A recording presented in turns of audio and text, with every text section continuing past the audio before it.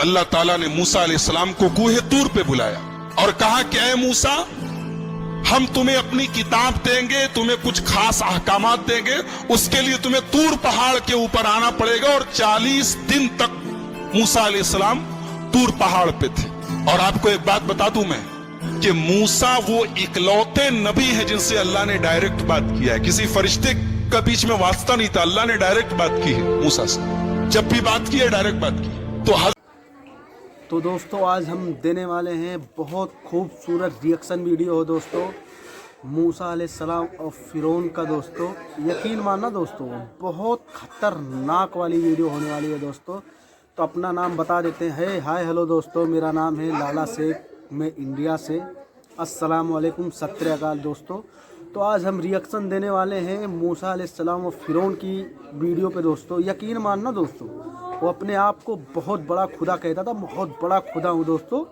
Google पे जाके search करना फिरौन बादशाह है कौन, और यकीन मानना दोस्तों अभी तक उसकी लाश मिस्र में रखी हुई है। और यकीन नहीं है दोस्तों तो गूगल पे जाके सर्च मार के देखिए दोस्तों, ऐसी बात नहीं कि हम झूठ बोल रहे हैं।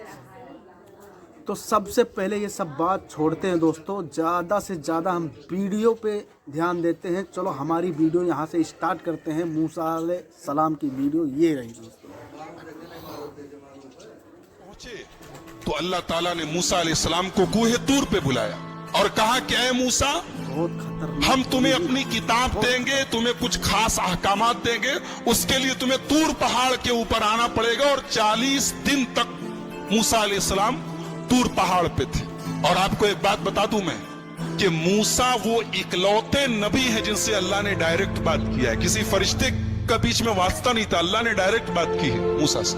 जब भी बात की है डायरेक्ट बात की। तो हजरत मूसा ने कहा कि अल्लाह मैं आपको देखना चाहता हूं। अल्लाह ने कहा लन तरानी, तो मुझे कभी नहीं देख सकते। बाज उलमा ने कहा है कि अल्लाह ताला को मूसा ने कहा लन तरानी, अल्लाह ने कहा तुम मुझे कभी नहीं देख सकते। इससे पता चला कि अल्लाह को कोई देख नहीं सकता, कभी नहीं देख सकता। मगर ये बात गलत है।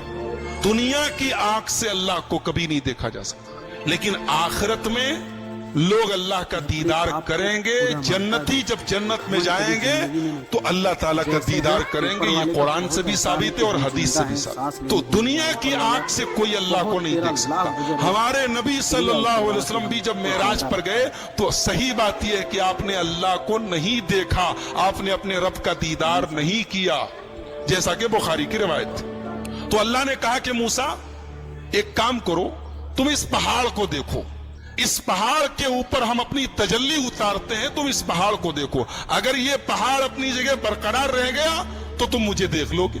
फलम्मा तजल्ला रब्बुहु लिलजबली जअलहु दक्का, जब अल्लाह ने अपनी तजल्ली उतारी है पहाड़ के ऊपर, पहाड़ रेजा रेजा हो। वखर्र मूसा सईका, और मूसा बेहोश होके गिर पड़े।